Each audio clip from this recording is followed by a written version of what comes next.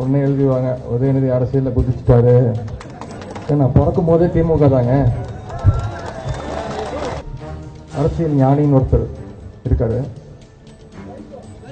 இல்லை, அரசியல் ஞானின்னு சொல்லுவாங்க.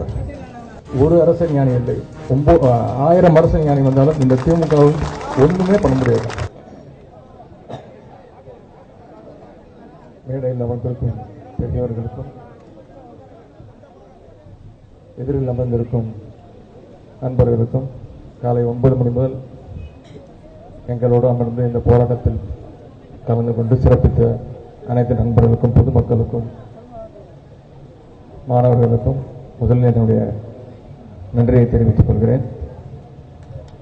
நான் இங்கே அரசியல் பேச வரல. ஆனால் இன்னைக்கு இந்த போராட்டத்தில் நான் கலந்துக்கணும்னு முடிவு பண்ணும்போது இந்த இடத்துல போராட்டம் நடந்துட்டு இருக்குன்னு சொன்னாங்க. நான் உங்களோட ஒன்றா உட்காந்து கீழே உட்காந்து இந்த போராட்டத்தில் கலந்துக்கணும்னு ஆசைப்பட்டேன், உங்களோட ஒருவனாக இருந்து. ஆனால் அண்ணன் பாசு அண்ணன் என்னை கட்டாயப்படுத்தி நீ மேலே உட்காந்து அவங்களோட கட்டாயப்படுத்தி உட்கார வைக்கப்பட்டேன்.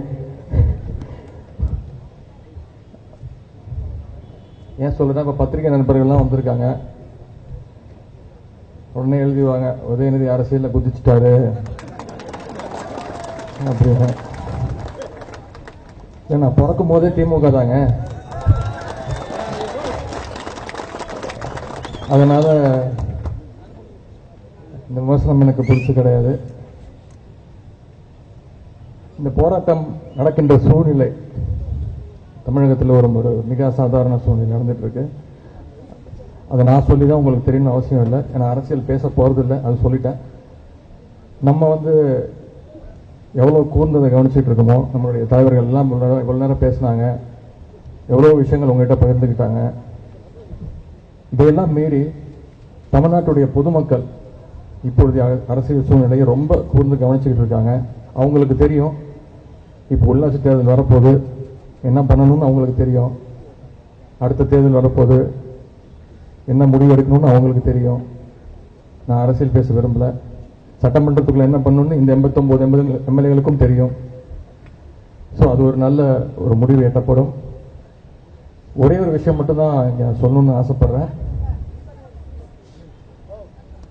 காலையிலேருந்து இங்கே நிறைய கலை நிகழ்ச்சிகள், நிறைய பேர் பாடினாங்க, நிறைய இளைஞர்கள் மிக எழுச்சியாக பேசினாங்க. நான் ரொம்ப நாளுக்கு அப்புறம் ஒரு திமுகவுடைய இந்த மாதிரி ஒரு போராட்டத்தில் கலந்துக்கிட்டதுனால, ரொம்ப நாளுக்கு அப்புறம் ஒரு மேடையில் ஏறினதுனால நிறைய இளைஞர்களுடைய எழுச்சி உரையா இருந்துச்சு.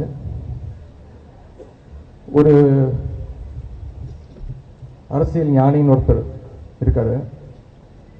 அவர் இன்னைக்கு காலையில நேற்று ஒரு பேட்டி கொடுத்துட்டாரு. அரசியல் ஞானினா யாருன்னு தெரியும் நினைக்கிறேன் உங்களுக்கு. இல்லை, அரசியல் ஞானின்னு சொல்லுவார். அவர் சொல்லியிருக்காரு, இந்த மாதிரி திமுக அழிவு பாதையை நோக்கி போய் கொண்டிருக்கிறது, திமுக சீக்கிரமா அழிஞ்சிடும் அப்படின்னு. இந்த பேச்செல்லாம் நான் கேட்கும்போது எனக்கு அது ஒண்ணுதான் எனக்கு தோணுச்சு. இந்த மாதிரி இளைஞர்கள் இவ்வளவு எழுச்சியுடைய நம்முடைய திமுகவுடைய பாரம்பரியத்தை தெரிந்து வைத்திருக்கக்கூடிய இளைஞர்கள் இவ்வளவு பேர் இருக்கும்போது ஒரு அரசியல் ஞானி இல்லை, 1000 அரசியல் ஞானி வந்தாலும் இந்த திமுகவும் ஒண்ணுமே பண்ண முடியாது. நான் இங்க அரசியல் பேச வரவில்லை. வாய்ப்புக்கு நன்றி, வணக்கம்.